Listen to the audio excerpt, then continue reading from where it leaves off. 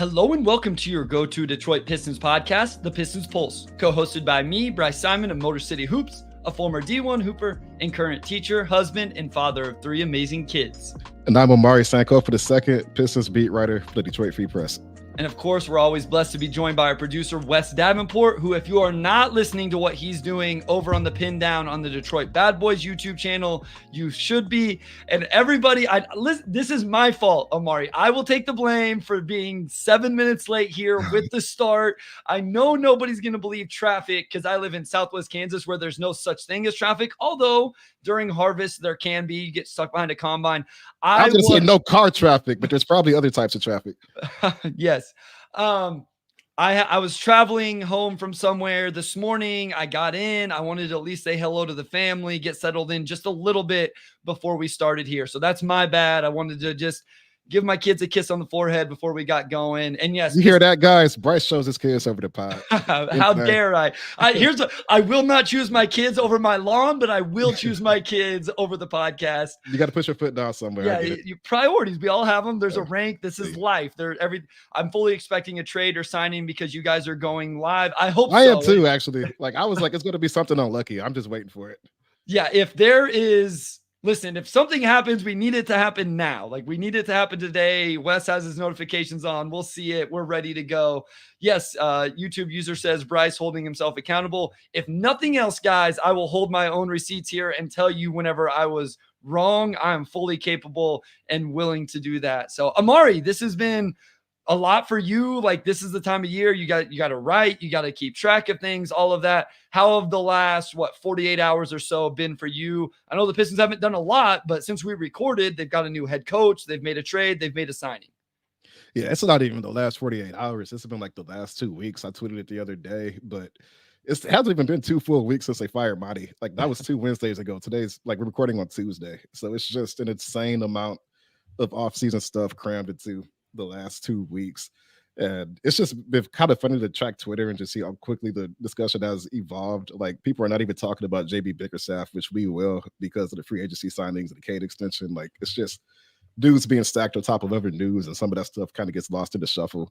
This time of year is fun, man. I think it's fun to, finally see stuff happen. And, especially for this team, just see exactly what route they're going to take going into next season. So busy, obviously, but that's how it is this time of year. It's fun. So Victor says, we live, baby, watching at work. Haha, don't judge. Yes, we love you. If you're watching at work, we appreciate you. Will J says, if the team can do it, you guys can as well. Love it. Listen, we will answer some questions probably when we get to the end of the episode. Obviously, we have JB to talk about. We have THJ to talk about. We have Tobias Harris to talk about, all of those things. Oh, yeah, Derek Brown here as well. Look forward to this podcast every week. Thank you guys so much. If you're watching live right now, hit the like button. Help us grow and expand and continue to do that. All of that. If you're listening on podcast, rate, review, subscribe, whatever you need to do to catch it. Great coverage, Omari and Bryce. Appreciate you guys always so much. We love you guys, and obviously we wouldn't have a podcast if you guys didn't listen. So you guys make this show, along with Wes, me and Omari, are just along for the ride. Let's start with JB Bickerstaff. I immediately got mixed reactions. I know the people, bigs up Bryce and Omari from Richard Brooks. Thank you, Richard, from Twitter over there.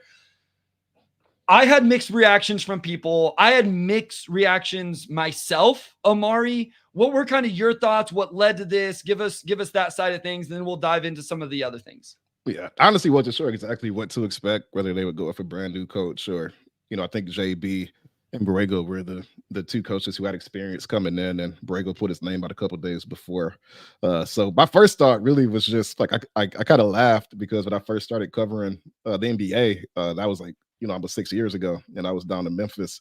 I started like 5 games until the 2018-19 season, and JB was the head coach. So it's just like, of all the coaches they could have hired, they hired a coach that, like, I'd already covered, which I just thought was funny because that just doesn't happen very often. But beyond that, like, to me, it's just, I think that there is, some maybe upside to them getting an experienced coach in who has sort of been through the chaos of the NBA and just kind of understands how to manage that stuff. JB really takes the defensive side seriously. And he's also, I think, a really good motivator. I think he's really good with young guys. He's still a younger coach himself. And I think his energy will fit the franchise pretty well, especially when you have so many guys who are still on the rookie deals, right? Like there's a lot of pivotal decisions coming up, and you need to sort of maximize these guys to the extent that you can before it's time to pay them, and you have to make those types of calls. So probably not a hire that like is going to get people super excited. Like if you hire somebody who's never been a coach, now you can speculate, right? With JB, there's not much speculation because he was just coaching the Cavs like 2 months ago. But I think with that, like there comes some certainty as far as what you're getting, and just with the timeline the Pistons have been on, I'm sure that that probably factored into it on some level as well. But I think he's a good coach for a young team. Just seeing what he did in Memphis and seeing what he did in Cleveland, that's been a pretty consistent theme throughout.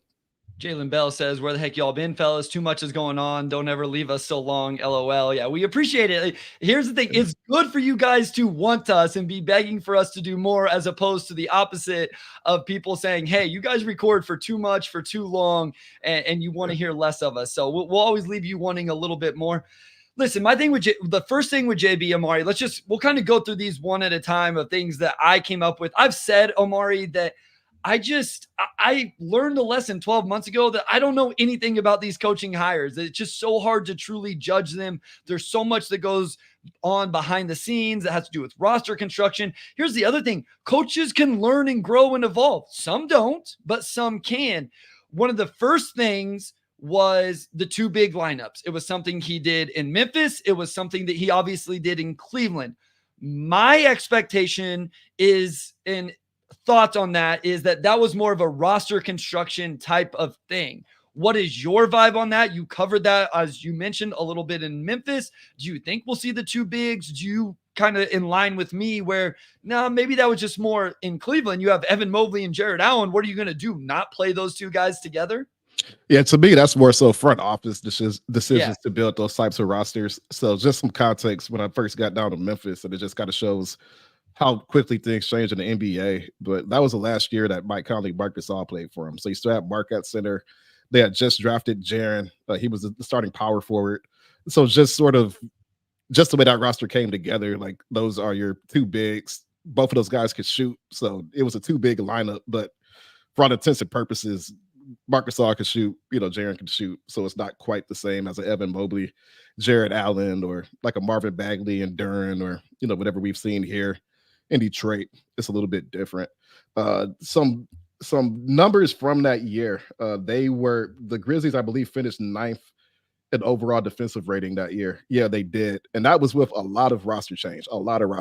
Like it was like last season roster change for the Grizzlies that year. Like I can't name every single player who played for that team. Like they had Tyler Dorsey, they had Marshawn Brooks, they had Ivan Rabb, Shelvin Mack, like just so many random guys. Like I could just go on. But for that defensive rating to stick all the way through the season, especially after they traded Marc Gasol at that deadline that brought in Jonas Valanciunas, I think speaks to what he can bring on that end of the floor at the very least. But I also agree with Bryce to the extent that it's really hard to say what coaches would do when they come in, because not only are you dealing with different front office and a different roster, you also have different assistants. And assistants do typically play pretty big roles when it comes to player development and X's and O's on offense and defense. So it's kind of hard to, in some cases, sort of carry everything one over from one stop to the next. But I don't like if he plays two bigs here in Detroit, it'll be because the roster lends itself to it, I think, and not because he just naturally likes playing two bigs together.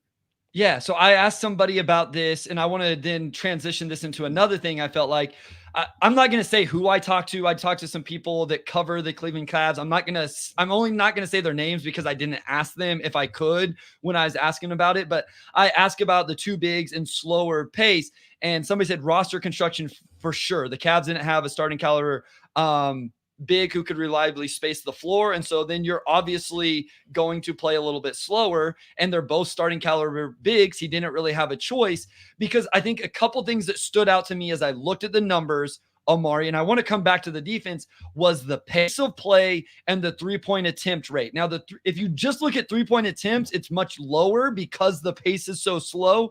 If you look at 3-point attempt rate, it is a little bit better. And then this last year in Cleveland, it actually got a whole lot better, and that may have had to do with the personnel he had, but that was just a little bit of what I saw. So what do you think about, let's just say JB is a little bit slower pace. Do you see that as a concern for this roster that has a Jaden Ivey, a Nassar Thompson, a Ron Holland, a Jalen Duren, and a roster that we'll touch on this a little bit later, has a little bit better floor spacing, but still isn't great. Do you see a slower pace as something that works, or are you hoping that JB, either that was a product of those rosters or something he can kind of transition his mindset into this younger roster? Yeah, slower paces have been pretty common with JB teams. I think it probably fits Cade, just given that he operates at the half court probably a little bit more in the transition. But I think a lot of that too also just comes down to how much the other ball handlers develop. Like obviously Ivy could push the ball in transition. Like we have these athletes, Asar, you mentioned Rod Holland, JD. All these guys can get up and down the floor. Just looking at the roster, it seems like this might be one of the more athletic teams he's had. To be honest, like just not too many teams have wings like Asar and Ron Holland that are just absolute high flyers. And then you have Ivy, who's probably top 6-7 fastest dudes in the NBA. So those are, tools he hasn't really had. Like Mike Conley is not a slow basketball player, but that Grizzlies team was far more slow pace, grinded out, grit and grind, this and that. Like that's what their identity was. And then Evan Mobley and Jared Allen, obviously, if you're starting those two guys, you're probably not going to have as many opportunities to just truly run. So I'm curious about that. Like I think it probably fits the way Cade likes to attack the game, but there's room for flexibility in there too, just because you have some athletic guys that you haven't had at past stops. So I'm curious to see that, because this is a team that's built to get out and transition a bit more, I think, than those past teams he coached. Yeah, so another person I asked about said, we definitely felt like we played quicker in the January stretch, despite the pace stats not really reflecting it. Ball definitely didn't stick. Here's to your point, Omari. Ultimately, it's never felt like we have much in the way of run out guys outside of a core. Shady Osman, it didn't seem like they had those same type of athletes in Cleveland to get out and transition. So I want to go back to a couple other things, because listen, there's concerns here, right? Like even these people I talked about the offensive creativity and those type of things. This hire for me would, again, based on how much we can actually judge it and analyze it, which I don't think is a lot anyway, if they brought in an assistant coach that was like, that's an offensive minded guy, he's going to be the guy that creates the sets and what they do on the offensive end, not just a Fred Vincent shooting coach type of guy. And also, guys, we are starring your questions. So I know people are talking about Wendell Carter Jr. and some other things. We have Wes is starring those. So we will try to get to those later in the episode. So that would be, but one thing that came up was great at establishing a team first culture and good defensive scheme, and definitely a guy who takes accountability. Those are things that seem good to me, Omari. And just looking at the raw stats, it looked like at both stops, his defense got better, the turnovers went down. And those are two things we've talked about this team being really, really bad at, that improvement would at least help raise the floor. No doubt. I think he's a floor raiser. I think he's a guy that can really set a culture. He's going to, there will be press conferences where he defends his players to the death, right? Like he's going to have his guys back no matter what. His guys are going to know that they can trust him, and that he's going to hold them, right? Like they're on the same team, same side. I don't want to say rah guy, because I think that has like a negative connotation. Sure. But he is that type of culture builder, right? Like he's going to go in the locker room and like give you a rousing speech, and he's going to carry that energy into everything he does. You're going to see him bark at the refs, all game. Like that passion, I think, is going to be there nonstop, which for a team this young, I think you probably need a little bit more energy. You talk about sort of the fit issues last season, and I think some of that was just the disposition, right? Like, when you're a young team, you're getting battered every single night. Sometimes you need somebody to get in your ear, like sometimes that's all you need. I do think JB is that type of coach. So I'm curious to see how this team responds to, I think, a different coaching style. JB is probably a bit more closer to Dwayne than Monty, but he's also younger than those guys. JB is actually the youngest coach I think the Pistons have had in a while. I'd have to go back and look, but it'll have a different energy in the locker room for sure. Yeah, he's 45. Yeah, so as Pistons Talk says, he's 45 years old. Again, one final thing here that I got a comment from somebody. A huge concern over the last few years has been his rotation. So that goes back to something we saw with Dwayne Casey. It's something we had concerns with Monty Williams. So again, I'm just trying to give both sides of things, to be honest with you guys, because I don't know. None of us know really what we're getting here. But they said, that said, I think he's a perfect fit for a team trying to establish a culture and identity, which you just spoke to. Solid coach, and rooting for him. One final thing I kind of want to bring up. A big pushback I got from people was, Well, they let go of him as soon as the team was ready to get over the hump. He couldn't win in the playoffs. He couldn't get him to the next step. That's the least of my worries. Now, I don't know if he's going to be good or not. This may be rinse, cycle, repeat, as some have said. But my thing is, I don't care if he can win in the playoffs. I want to see a coach take this team from where they're at to that even being a concern. And if he does that, then he was worth the hire. If he takes this team from 14 wins to 25 wins to 34 wins to 42 wins to 42 wins, and then you have to make a decision like, man, he did a great job getting us from 14 to 42, but he's not going to get us from 42 to 55 and get deep into the playoffs. Like, I'm okay with that. That's a win. That's a great hire. And then you let him go and you go find the guy that does get you over the top, like those teams have, with like the Memphis tried to do with Taylor Jenkins, and now Cleveland is trying to do. I just don't think Jalen Bell says thank you. I was reading your tweet as I was trying to talk there. I just don't think that's the concern I'm worried about at all. I understand anything else. That one doesn't really bother me at all. Yeah, like, and we'll talk about Tobias too, but a lot of the criticism with Tobias is like he disappeared in the playoffs. I'm like, the Pistons have disappeared for the playoffs for 16 years. Like, they just need guys who can shoot, you know? Yeah. Like you got to get to step one before you get to step two, and step two before you get to step three. And I think that's what next season is really going to be, is Trajan Langdon coming in brand new, you know, still getting to know these guys, you know, and then figuring out what step are we, right? Clearly, we're some form of step one because we just had a 14-win season, but to what extent can you accelerate that? And to me, that's what a lot of this is going into next season. And even during next season, is just taking stock of what these guys can do, what their upside is, and then starting to really build a team that could fit Cade and really lock in on that aspect of it, especially since I know people were worried about the wording of the tweet, but they're going to offer him a max deal. I'd be shocked if he didn't sign it.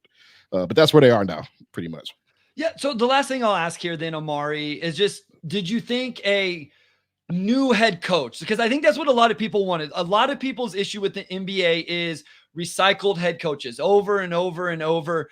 Do you think the organization looked into a current assistant? You know, there's excitement around JJ Redick because we don't know. You know, he's a podcaster, former player turned head coach who doesn't have the experience. To me, that's just as much of a risk as recycling JB Bickerstaff, but we've seen JB Bickerstaff actually do what this team needs him to do. So I don't know that it's as big a risk, but I think that was a lot of people. They would rather just see a name that was a little more exciting. Can you understand that? Do you see that? Do you think, was it really Borrego and Bickerstaff? Do you think there was a look at any of those other type of guys?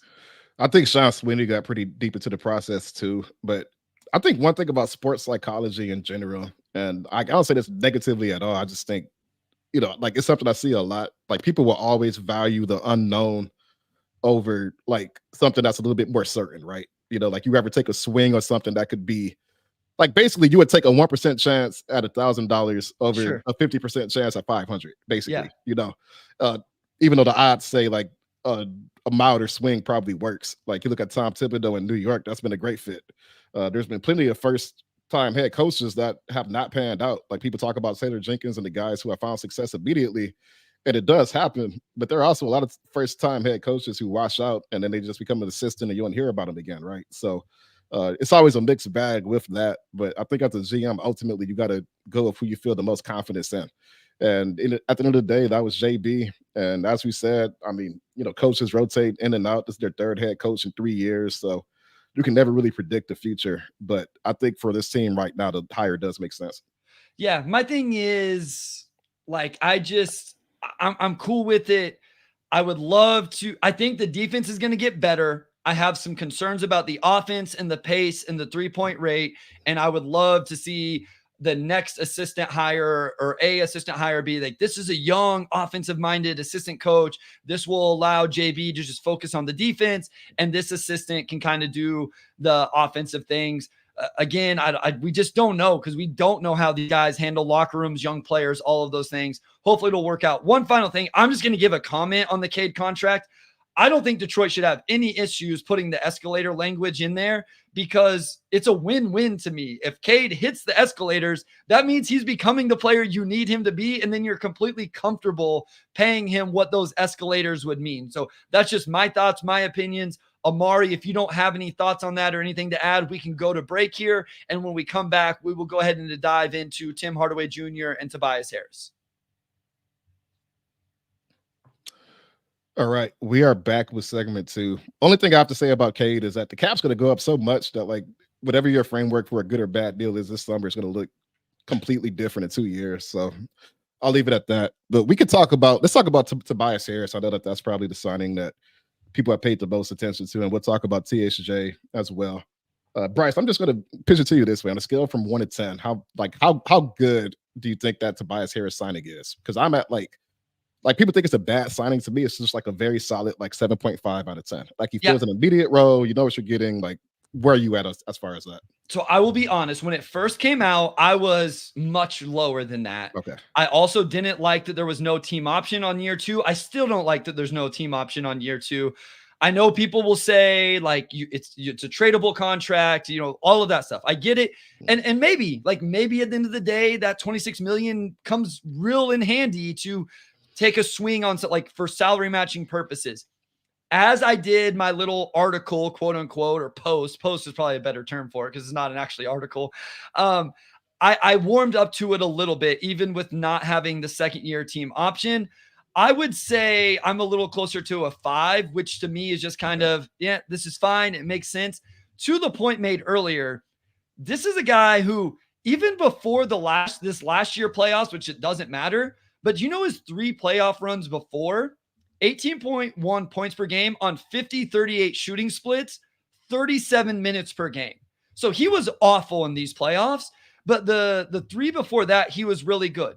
His last 5 seasons, the numbers are almost identical to what he did this past season, which is just under 17 to 18 points, 6.5 rebounds, 3 assists, a steal, half a block, doesn't turn it over much, plays over 30 minutes a night, 49% from the field, 35 to 37% from 3, great free throw percentage, just under 60% true shooting.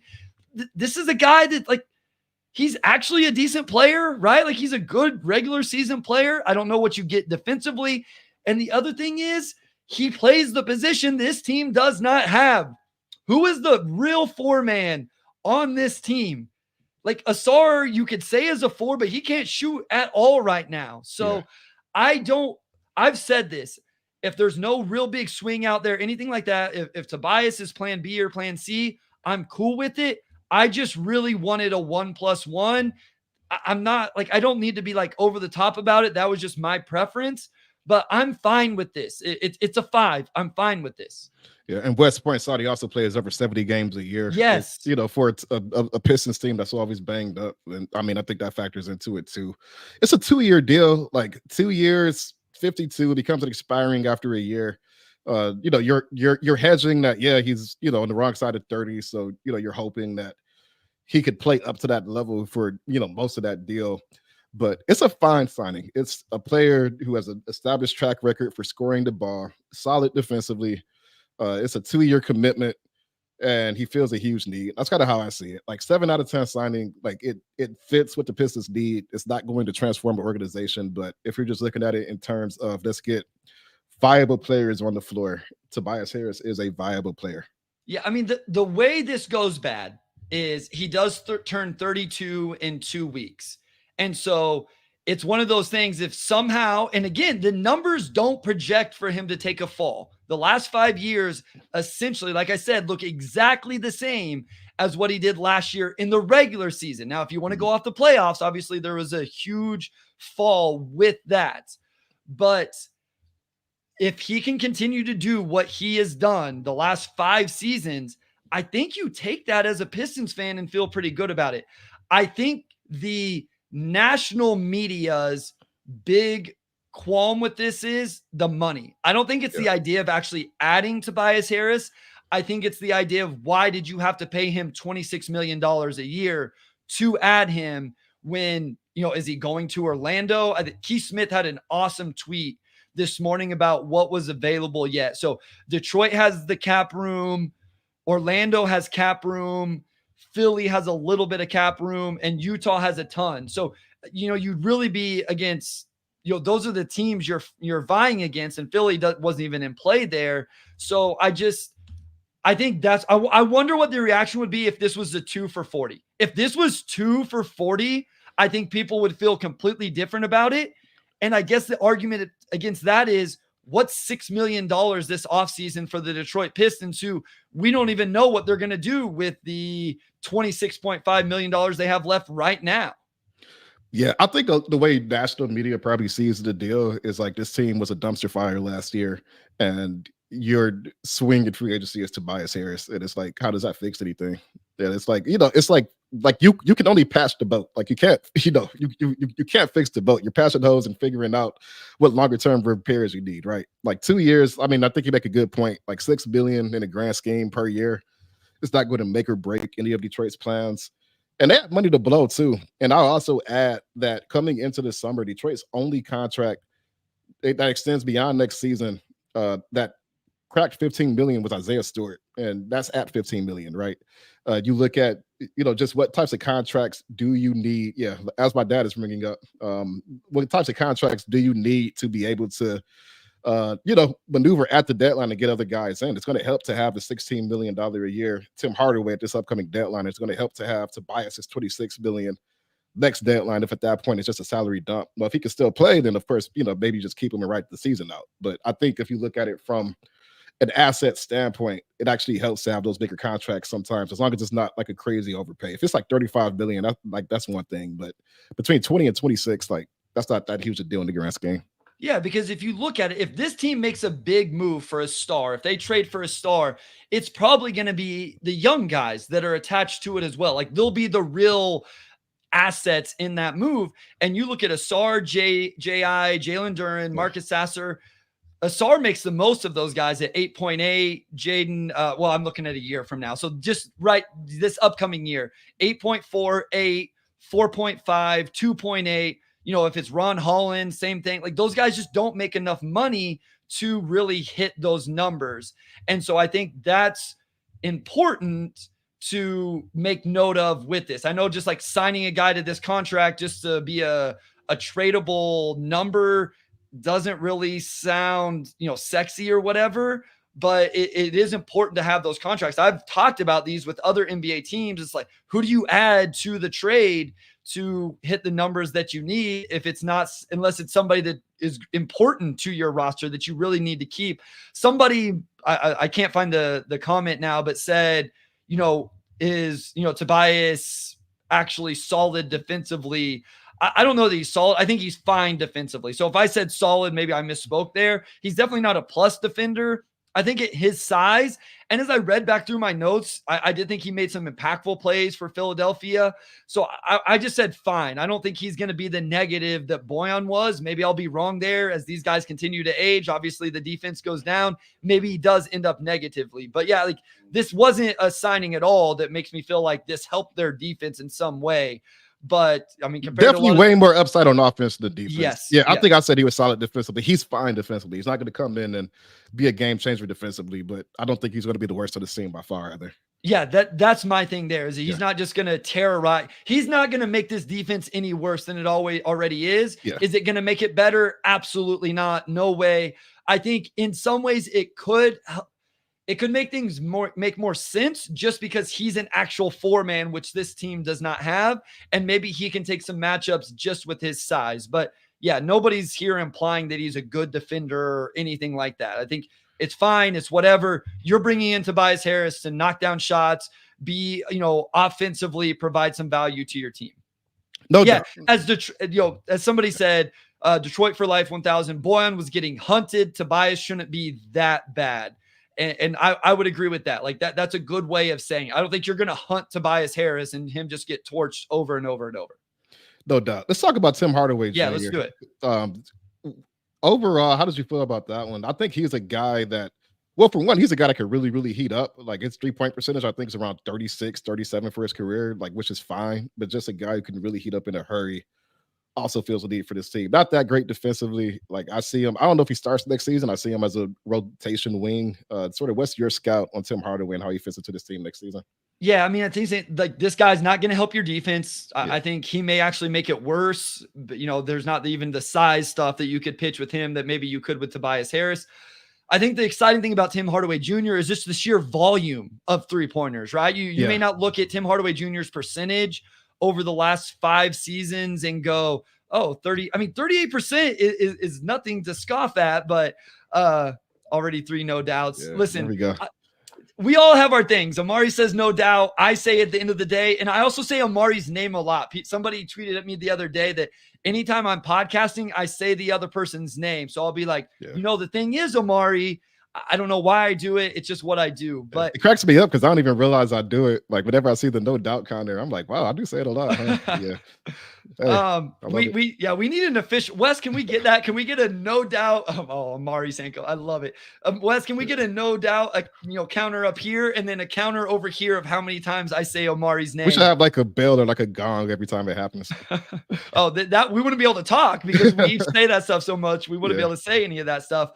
38% over the last 5 seasons on 7.5 attempts. That volume is something that helps you. So here's my thoughts on this trade overall, Omari. There, I just did it. I like the idea of Tim Hardaway Jr. on the roster. Mm-hmm. I like that. I think this is something that provides value to this team. We just talked about they drafted Ron Holland, and what did everybody say? They need floor spacing. This team added some floor spacing with these 2 moves.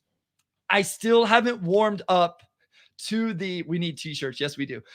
I still haven't warmed up to the overall process of all of this. And I know it was across 2 GMs, but it's Boyan and Burke bringing Grimes. Grimes was supposed to be the asset in that trade. I love the idea of Grimes as this 3-and-D guard / wing. And then now you're selling on him before you ever really got a chance. That's where my hang up is that I think Grimes makes so much sense overall. And I just wonder what made them feel like, hey, there's no future for him here. That would be the one question I would love to have an answer to. Yeah, and I think that's the key question. Like people understand who Tim Hardaway Jr. is as a player. Like, I mean, he went to Michigan. A lot of people here have been watching them for 12, 13, 14 years. So he's a known commodity here for sure. I think it's the value, right? So you have 3 second-round picks and Grimes. And Grimes has been a good rotation player for New York. He shot the ball well, and he could really defend. And the issue in Detroit was just that he wasn't healthy. He had knee soreness. He played 6 games, and he wasn't good in those 6 games because he was clearly hurt. So, to the extent that factored into the decision, I think it's tough to say. But that's one of those trades where on the surface, maybe the value wasn't the best. I think with second-round picks, it depends on what you do with them, right?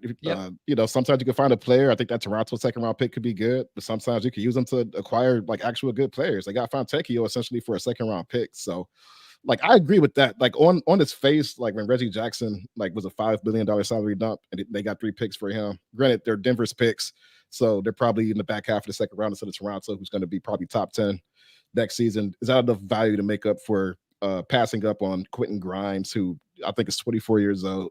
Can defend, can shoot, and fits with this team long term.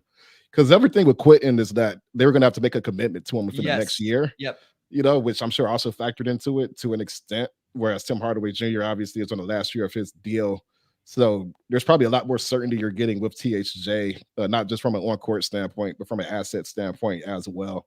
But yeah, I think a lot of the issue with THJ wasn't him as a player, but certainly the value of the pick. And if Grimes goes down to Dallas and becomes a rotation guy, people are going to be like, why did we do that? Right. So, I mean, I think that's fair. I think that's fair to be skeptical about. No, and here's the thing. Everybody's saying in the comments is absolutely true. If Grimes isn't healthy, that makes it, if everybody else is comfortable saying Quentin Grimes didn't want to be here, I'm cool with that. I don't know that for a fact, so I'm not comfortable saying that. Yeah. But obviously that's part of the equation. If there was real concerns about the injuries, if there's real concerns that what we saw in year 2 in New York is something he's never going to get back to, and if he didn't want to be in Detroit or they weren't going to ever pay him what he would want or, whatever, then 100%, then this is a really nice move to get in somebody like Tim Hardaway Jr.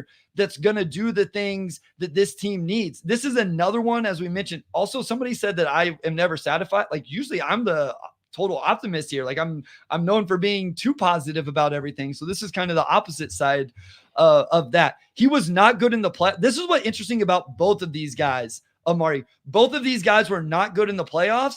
And I wonder if some of that is keeping people from valuing what they did a little bit because THJ was not good. But again, his previous 3 playoff runs, 16 points a game on 39-35 shooting splits and 35 minutes per game. So even in, it was just these last 2 playoffs for these 2 guys. Tim Hardaway Jr., he probably would have been my vote for 6th man of the year at the turn of the calendar year last year. His first 3-4 months, he was awesome. Somebody said it earlier. In the regular season, you know who the Mavs' 3rd leading scorer was?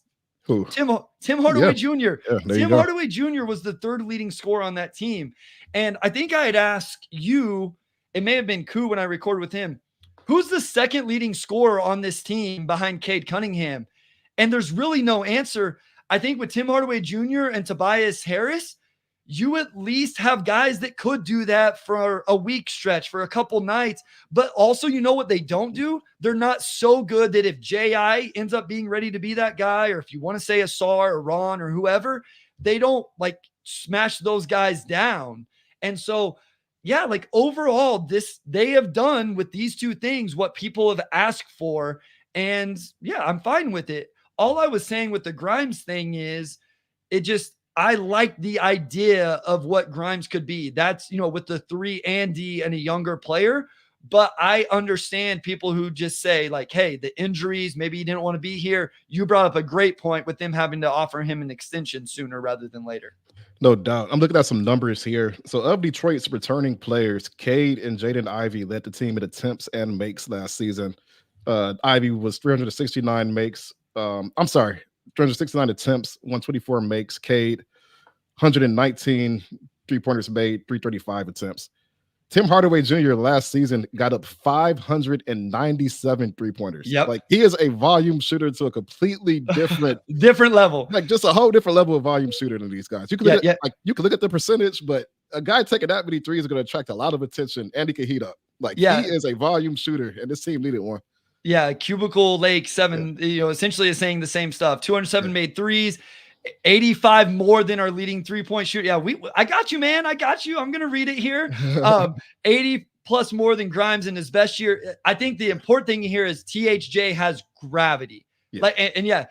Michael says he has no conscience as a shooter. 100%. If you read my notes, so if you guys want, over on my Substack, I have, my raw notes breakdowns. I watch all sorts of games throughout the year and I keep notes multiple times. THJ has the ultimate green light. THJ misses 3 shots and then he comes right back and he takes 3 more.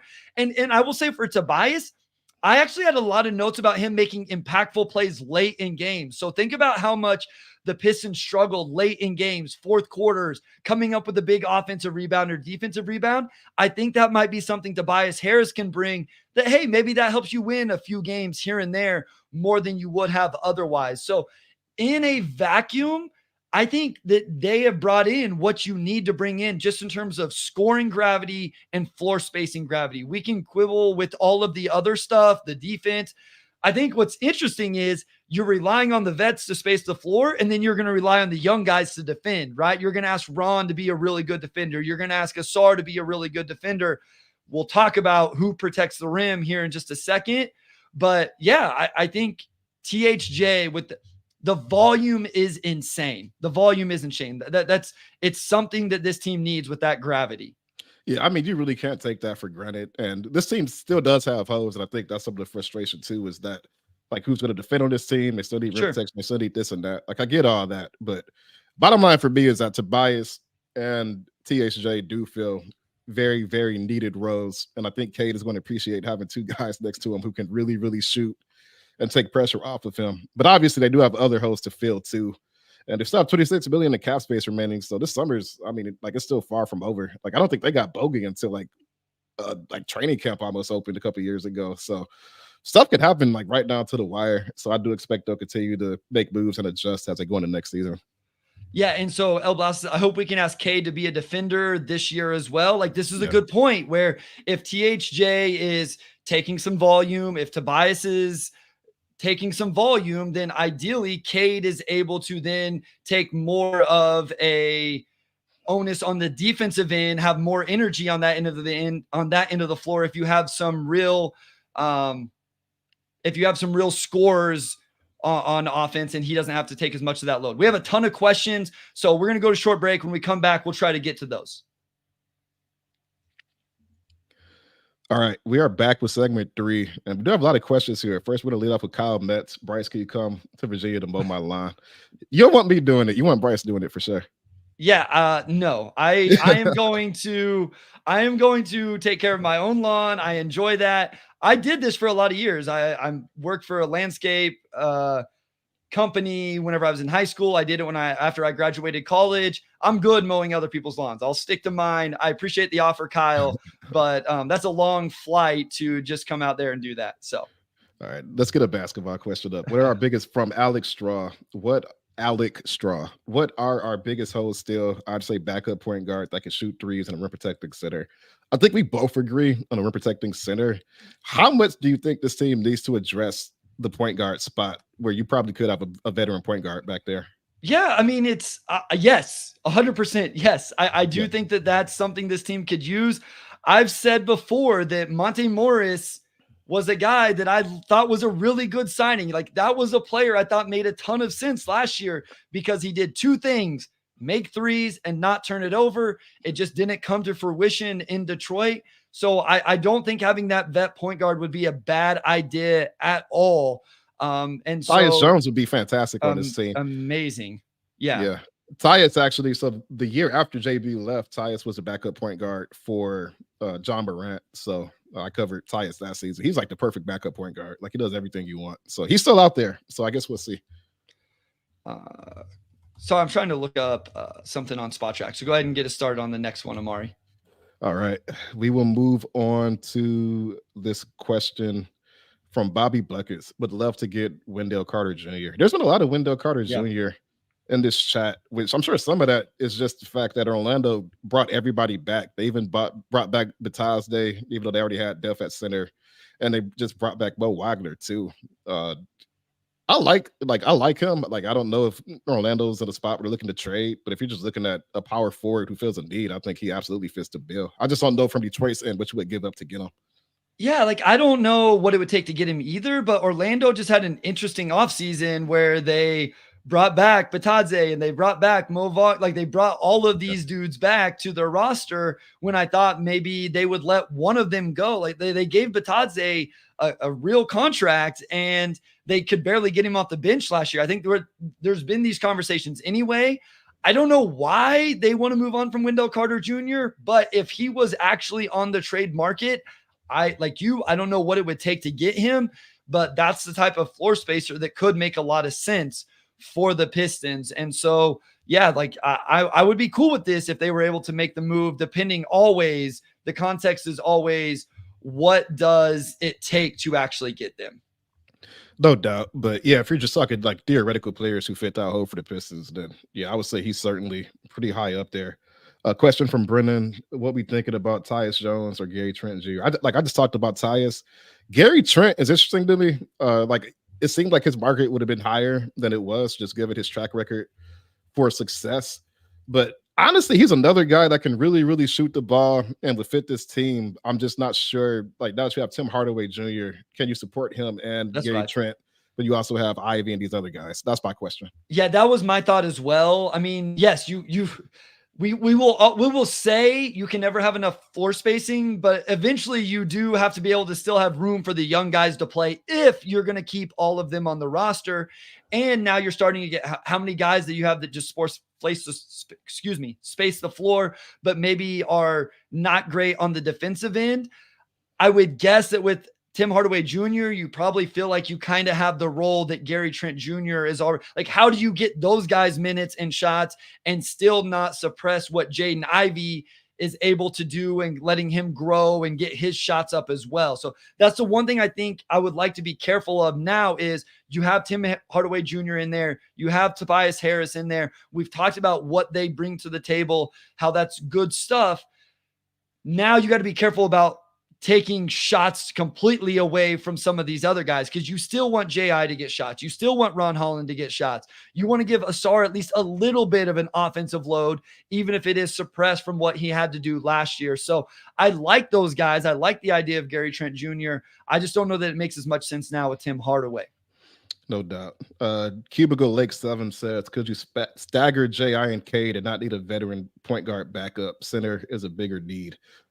Agree that center is a bigger need. I feel like we're good. Like the stagger discussion has been around so long, we still don't have a clear answer for it. Do you?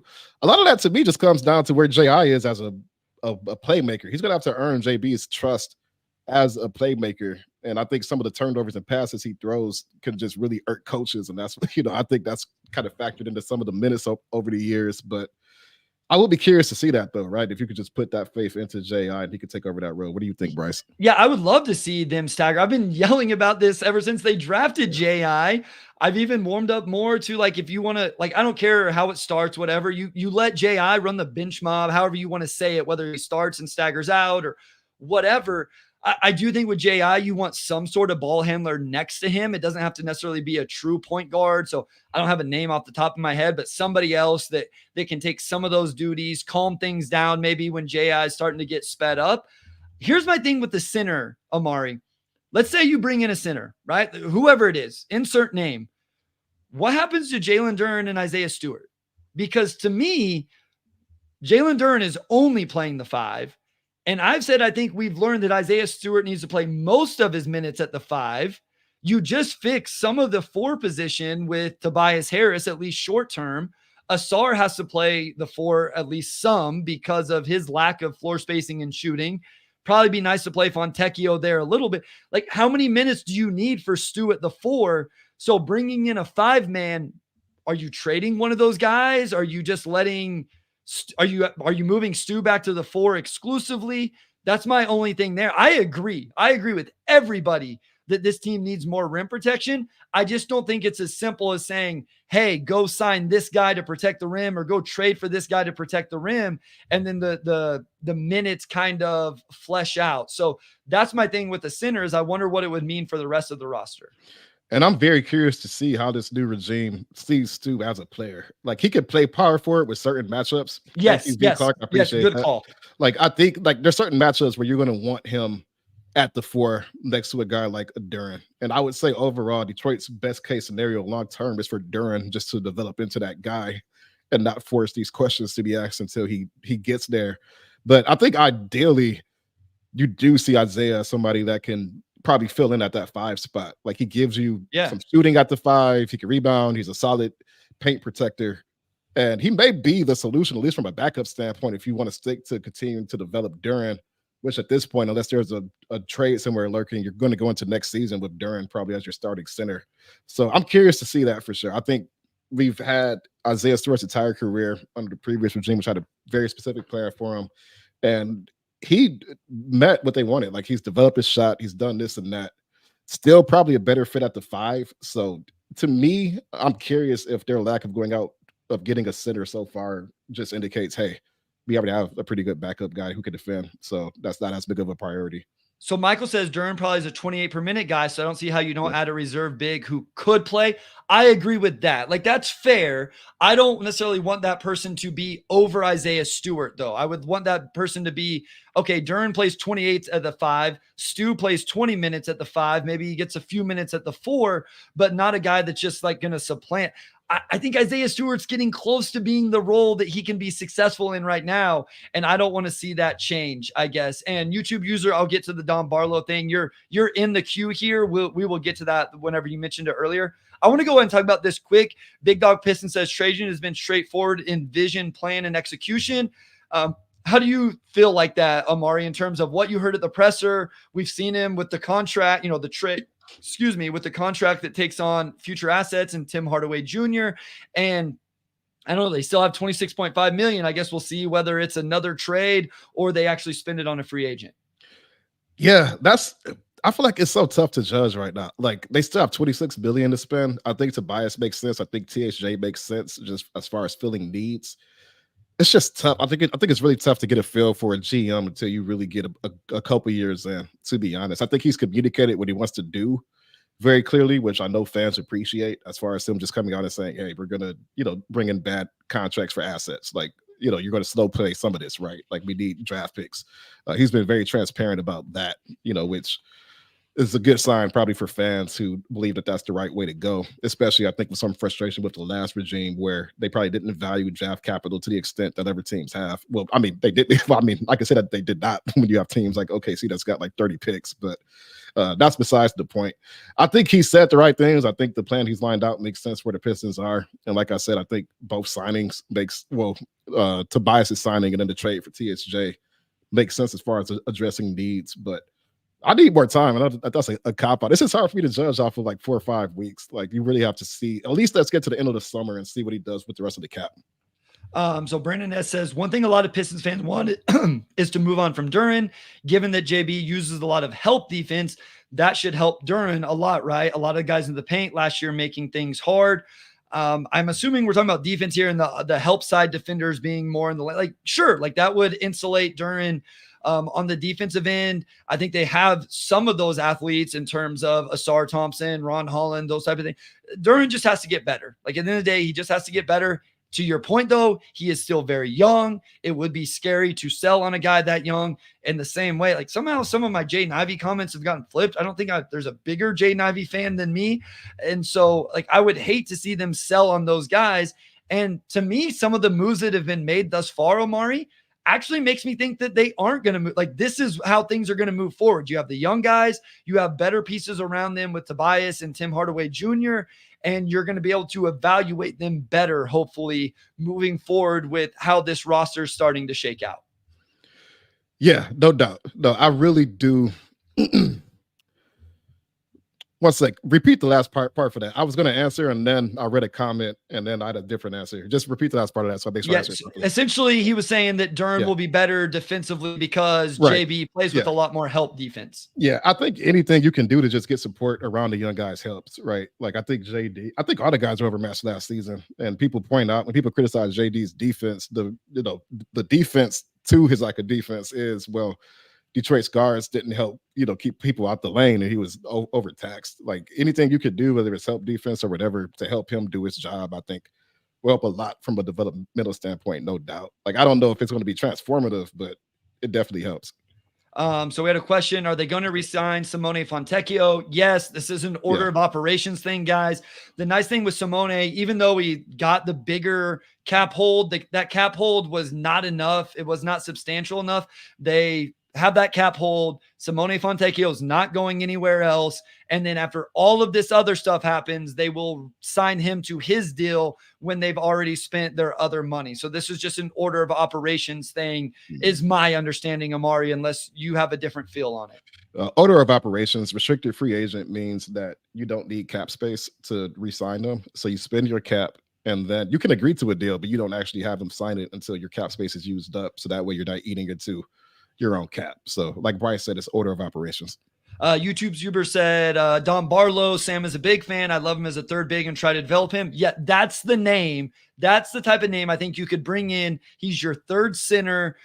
If he would take that role, of course, maybe he's looking for a better role. Maybe that's why he's not still in San Antonio. But you bring him in, you put him in that role. He has some interesting skills.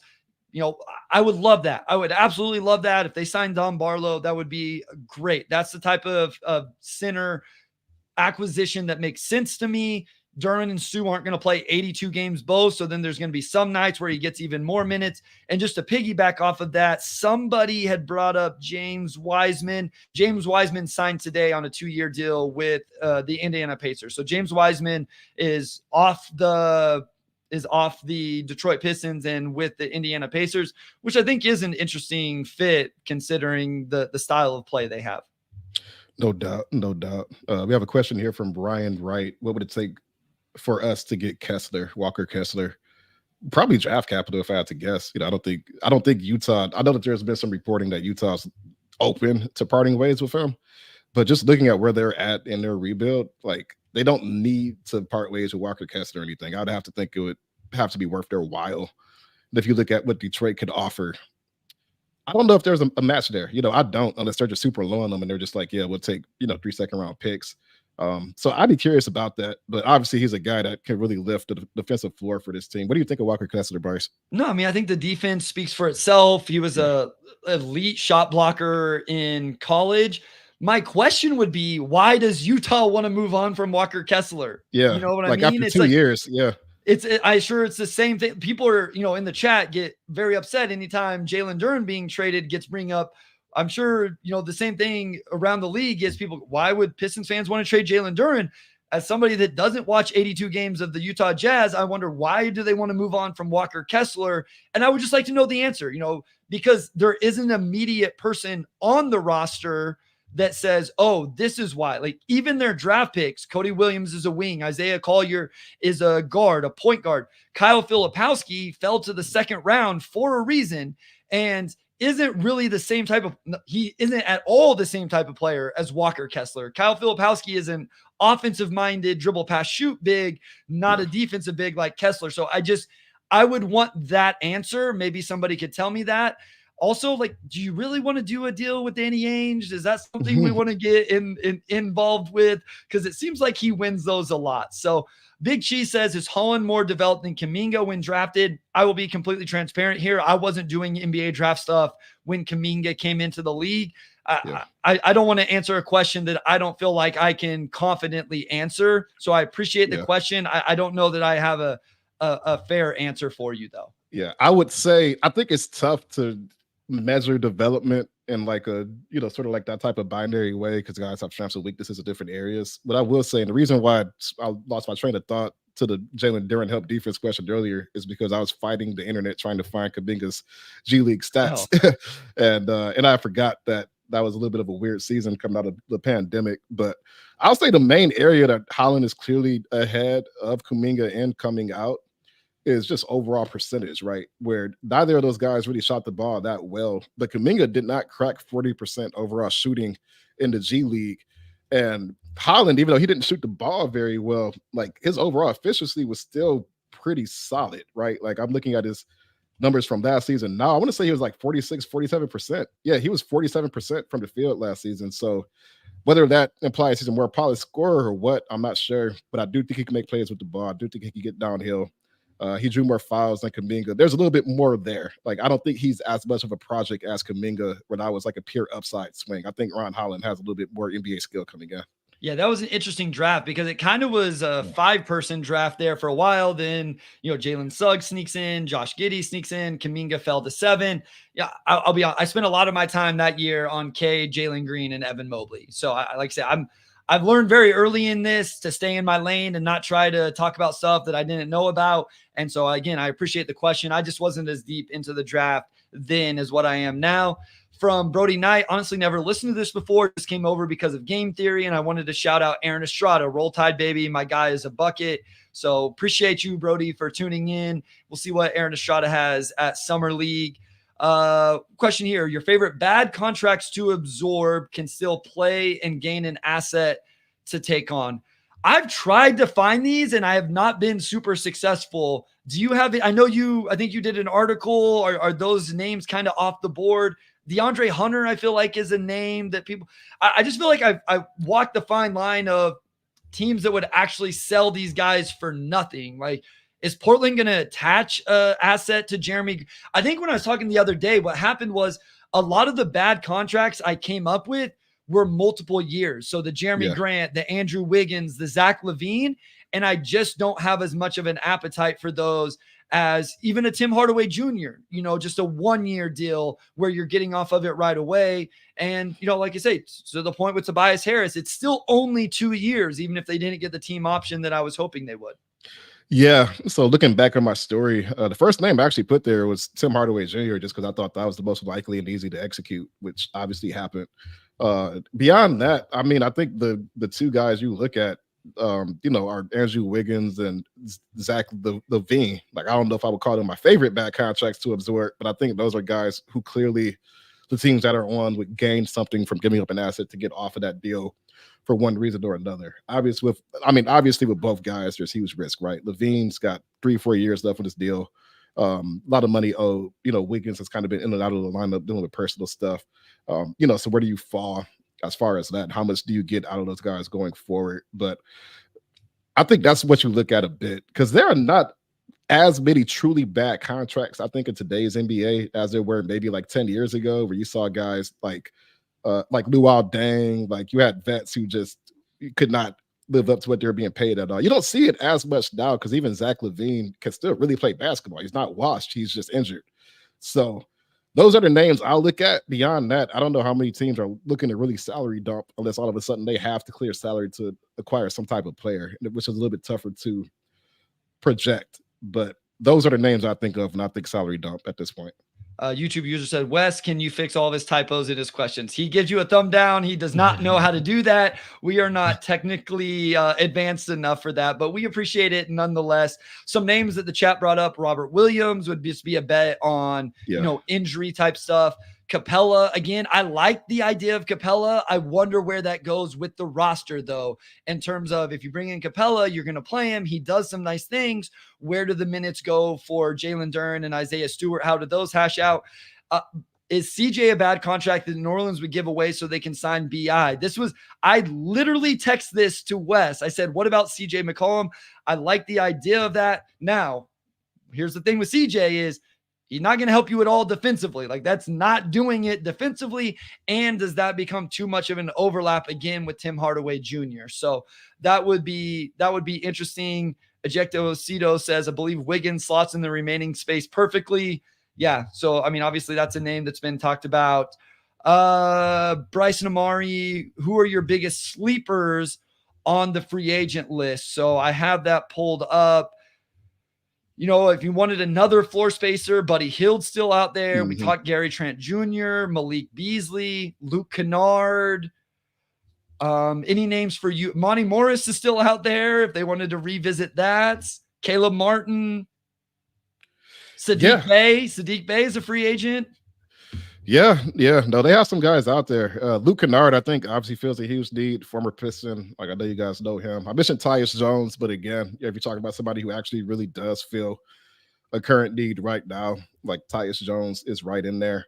Buddy Hield, I mean, if you can get, one of the best shooters over the last, 8 years on your team. I don't know what else he does besides shoot, but that's still probably pretty useful to have, right? There's still some good names out there. Like, those are all pretty solid rotation guys, like nothing that's going to be transformative, but I have some names here like Markelle Fultz. Like I think he'll be solid as a backup point guard. Malik Beasley. That's a name there. You still have Alec Burks out there. But you have some guys I think who would fit really, really well. So and apparently while we're recording here in the middle that Monte Morris actually signed a deal with the Phoenix Suns. Yeah. So Monte Morris is not an option anymore there. So that deal got done. That's a nice deal for Phoenix with that. So I think those are. Dario Saric is a name that I think people bring up quite a bit just because of the floor spacing from a bigger player. So I would understand that as well. All right. I think we're gonna cut it there. We appreciate you guys so much for tuning in. The chat was really good. Again, always appreciate when you guys keep it respectful and all of that. You got really good questions, really good engagement. Even if you agree or disagree with us, whatever, it's cool. We appreciate it that you guys were there. Hit the like button, share it, tell a friend about it.